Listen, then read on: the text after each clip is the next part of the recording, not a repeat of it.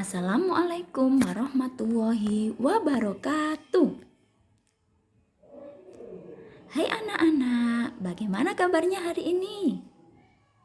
Sehat bukan? Oke, perkenalkan, saya Budwi Sulistiawati Ningsih akan menjelaskan materi tentang cerita fantasi. Apa itu cerita fantasi? Oke, apakah kalian pernah membaca cerita fantasi? Sudah pernah membaca apa belum? Ayo.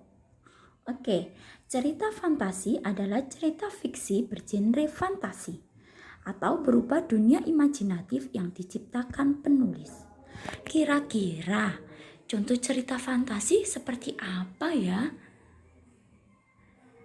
Bu Sulis mau tanya, kalian pernah melihat Doraemon? Oke, pernah. Lah, biasanya Doraemon akan mengeluarkan sesuatu dari kantong ajaibnya. Misalnya, pintu kemana saja. Lah, itu termasuk cerita fantasi. Oke, apa saja sih ciri-cirinya cerita fantasi? Yang pertama, ada keajaiban atau keanehan atau kemisteriusan. Maksudnya di sini adalah cerita pada cerita fantasi itu jarang ditemui di dalam dunia nyata karena biasanya ajaib. Misalnya, tiba-tiba sepatunya bisa berbicara. Itu kan ajaib bukan? Kemudian yang kedua, ide cerita. Ide ceritanya itu adalah daya khayalnya penulis. Jadi dia berupa khayalan. Kemudian karena idenya berupa khayalan maka bersifat fiksi atau bukan kejadian nyata.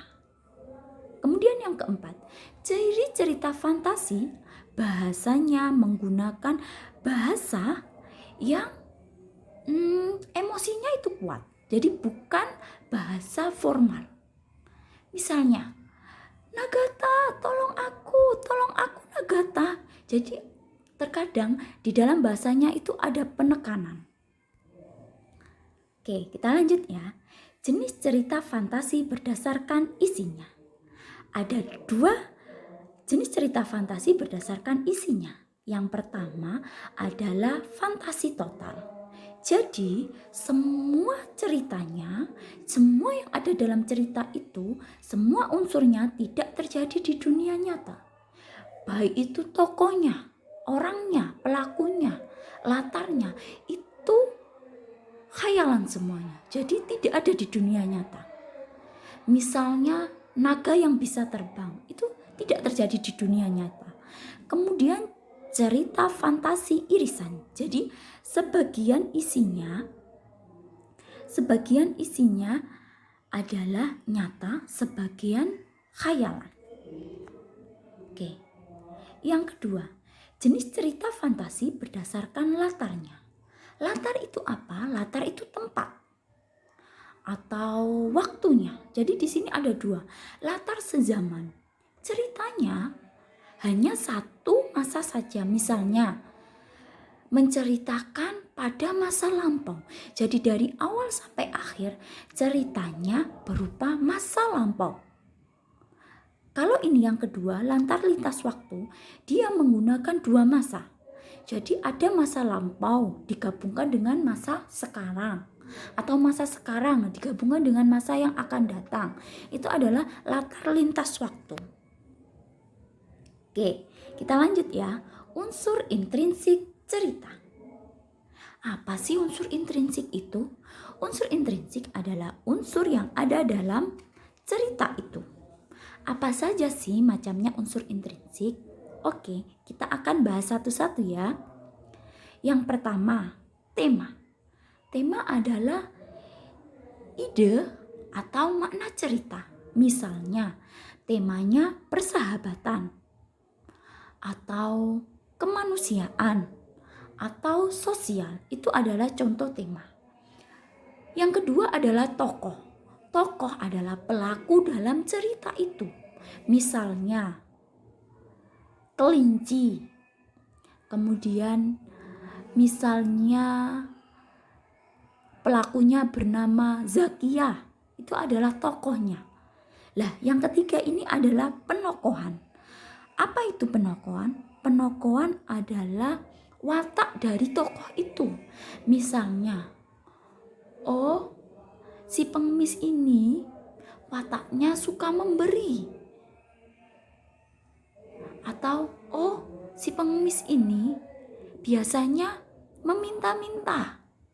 Itu adalah penokohan. Kemudian latar. Latar adalah keterangan mengenai keadaan atau situasi. Misalnya latar tempat. Contohnya sekolah, rumah, lapangan, itu adalah latar tempat. Yang kedua latar waktu. Misalnya siang hari, pagi hari, itu adalah latar waktu. Kemudian yang ketiga adalah latar suasana. Misalnya pada saat itu suasananya bagaimana sih? Keadaannya bagaimana sih? Oh, ternyata keadaannya mencekam karena kebakaran misalnya. Itu adalah latar suasana. Yang kelima adalah alur. Alur adalah urutan peristiwa dalam cerita. Alur itu ada beberapa macam. Misalnya alur maju, alur mundur, atau alur campuran. Kemudian yang keenam adalah sudut pandang. Sudut pandang adalah teknik penulis bagaimana untuk menyampaikan ceritanya. Misalnya sudut pandang orang pertama, sudut pandang orang ketiga. Yang terakhir adalah amanat. Apa sih amanat itu? Amanat adalah kira-kira apa yang bisa kita ambil dari cerita itu? Itu adalah amanat.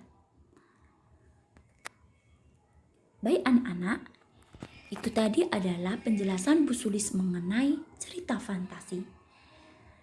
Semoga bermanfaat ya. Terima kasih. Wassalamualaikum warahmatullahi wabarakatuh.